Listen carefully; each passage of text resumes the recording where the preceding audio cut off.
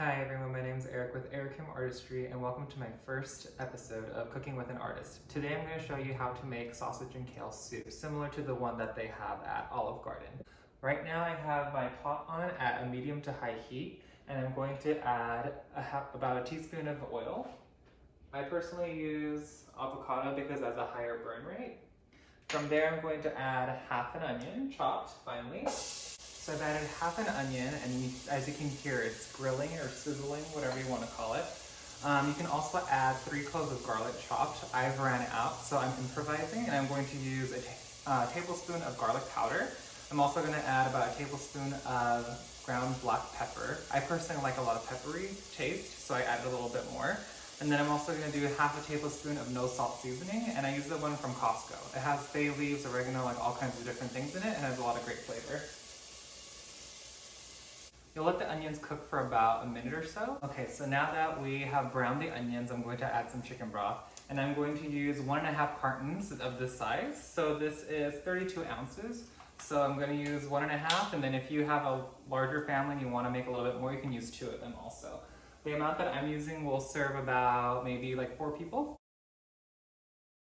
I've now turned up the heat to high to get it to boiling or simmer. Once it gets to that boil, I'm going to add potatoes that are chopped into about like 1/2 inch size squares.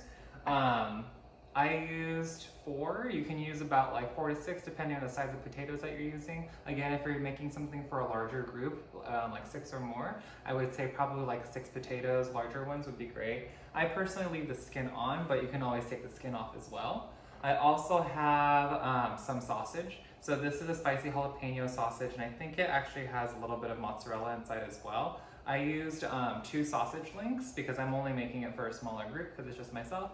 But if you have a larger group, again, you can use more links as well. I also have a bushel of kale that's already washed, rinsed, and drained. And then we're going to add 2 cups of milk kind of towards the end. You can do a cream if you would like 1/2 and 1/2 or a heavy cream to get it a little bit richer and thicker. I personally don't really use that in my kitchen very often, so I'm just using whole milk. So now that the broth has come to a boil, we've added the potatoes, and we're going to leave it in there for about 10 minutes. Now what we're going to do is get the sausage, and we're going to add it to a fry pan on medium-high heat. After the sausage is done cooking, we're going to remove it from the fry pan without the oil, and we're going to put it aside until the potatoes are done being cooked, and we're going to add that.